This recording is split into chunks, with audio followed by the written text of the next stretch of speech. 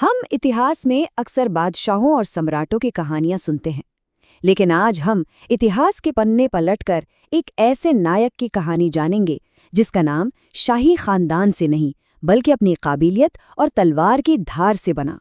ये कहानी है हेमचंद्र विक्रमादित्य की, जिसे हम सब हेमू के नाम से बेहतर जानते हैं।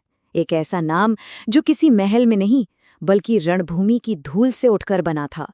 ये सवाल थोड़ा चौंका सकता है ना? क्योंकि ये इतिहास का एक ऐसा अध्याय है जिसे अक्सर भुला दिया जाता है।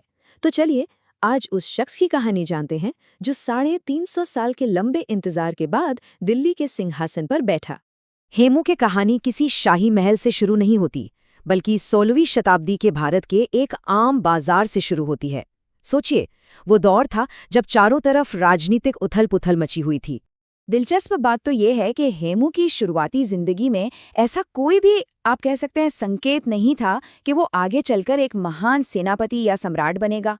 वो तो बस एक व्यापारी था जो उस वक्त की सेना को युद्ध के लिए एक बहुत जरूरी चीज, शोरा, सप्लाई करता था। ये एक कमाल की चढ़ाई थी। आप सोचिए, एक आम व्यापारी से लेकर सीधा बाजार अधीक्षक, फिर खुफिया प्रमुख और देखते ही देखते साम्राज्य का वजीर और कमांडर इन चीफ। ये सब कुछ हुआ सिर्फ और सिर्फ उसकी काबिलियत के दम पर। उसके मैनेजमेंट स्किल्स ने उसे सूरी सल्तनत के शिखर पर पहुंचा दिया। और यहीं से कहानी एक ऐसा मोड़ लेती है जहां एक एडमिनिस्ट्रेटर, एक मैनेजर अपने वक्त के सबसे खतरनाक मिलिट्री कमांडरों में से एक बन जाता है। 22। जरा इस नंबर के बारे में सोचिए। एक के बाद एक 22 लड़ाइयां, और हर बार सिर्फ जीत। ये कोई छोटी मोटी बात नहीं थी, ये एक लेजेंड का जन्म था। बंगाल से लेकर पंजाब तक उसने विद्रोहियों को ऐसे कुचला और मुगलों को ऐसे खदेड़ा कि उसकी धाक जम गई। उसकी रणनीतिक सूझबूझ और एक विशाल सेना को लीड करने की उसकी क्षमता का कोई मुकाबला नहीं था। अब कहानी उस मोड़ पर पहुंचती है जब दिल्ली की सल्तनत एक तरह से लावारिस थी और हेमू को इतिहास बदलने का एक सुनहरा मौका दिखाई दिया। ये सब कुछ इतनी तेजी से हुआ कि यकीन करना मुश्किल है। कुछ ही महीनों के अंदर हेमू ने बंगाल से दिल्ली तक का सफर तय किया, मुगलों को रास्ते से हटाया और राजधानी पर कब्जा कर लिया। ये उसकी तूफानी रफ्तार और जबरदस्त लीडरशिप को दिखाता है। ये सिर्फ एक जीत नहीं थी, ये एक ऐतिहासिक पल था। सोचिए, लगभग 350 साल के लंबे इंतजार के बाद दिल्ली के तख्त पर हिंदू संप्रभुता की एक छोटी ही सही लेकिन बहुत शक्तिशाली वापसी हुई थी। और उसने जो टाइटल चुना, विक्रमादित्य, वो कोई मामूली नाम नहीं था। ये एक ऐलान था, एक घोषणा थी कि वो अपने आप को भारत की उस महान शाही परंपरा से जोड़ रहा है जिसमें राजा अपनी जमीन को विदेशी ताकतों से आजाद कराते थे। ये एक बहुत पावरफुल स्टेटमेंट था। लेकिन इतिहास का सबसे बड़ा मोड़ अभी आना बाकी था। पानीपत का वो मैदान जहां हिंदुस्तान के मुकद्दर का फैसला होना था। तो मैदान में दोनों सेनाएं आमने सामने थीं, और अगर हम कागज पर देखें तो पलड़ा हेमू का भारी था। उसके पास सैनिक ज्यादा थे, ताकतवर हाथी थे, और सबसे बड़ी बात, लगातार 22 जीतों से बढ़ा हुआ जबरदस्त आत्मविश्वास था। ऐसा लग रहा था कि जीत पक्की है।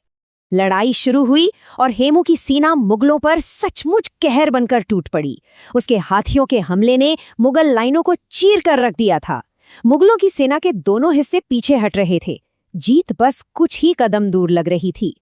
और फिर अचानक, सिर्फ एक पल में सब कुछ बदल गया। जैसा कि उस वक्त के इतिहासकार बदायूनी ने लिखा है, कहीं से आया एक आवारा तीर सीधा हेमू की आंख में जा लगा और उसने पूरी लड़ाई का रुख पलट दिया। अपने लीडर को यूं गिरते देख हेमू की वो अजेय सेना, जिसमें कभी हार का डर नहीं था, उसमें भगदड़ मच गई। उनका हौसला टूट गया, पूरी फॉर्मेशन बिखर गई और जो लड़ाई लगभग जीती जा चुकी थी वो एक भयानक हार में बदल गई। तो उसके हार की इस कहानी से आगे बढ़कर अब ये देखते हैं कि इतिहास में उसकी जगह क्या है और उसका असर कितना गहरा था। हेमू की कहानी सिर्फ एक हार जीत की कहानी नहीं है, ये काबिलियत की ताकत का सबूत है।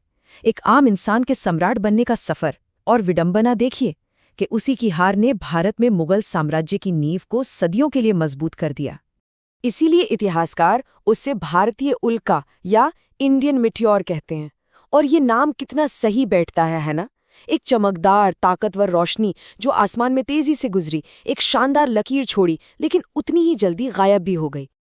और ये हमें एक बहुत बड़े सवाल पर लाकर छोड़ देता है कि इतिहास वाकई कितने पतले धागे से बंधा होता है। अगर वो सिर्फ एक तीर अपने निशाने से चूक जाता, तो क्या आज हिंदुस्तान का नक्शा और उसकी तकदीर कुछ और होती? ये एक ऐसा सवाल है जो हमें जीत और हार के बीच की उस महीन रेखा के बारे में सोचने पर मजबूर करता है।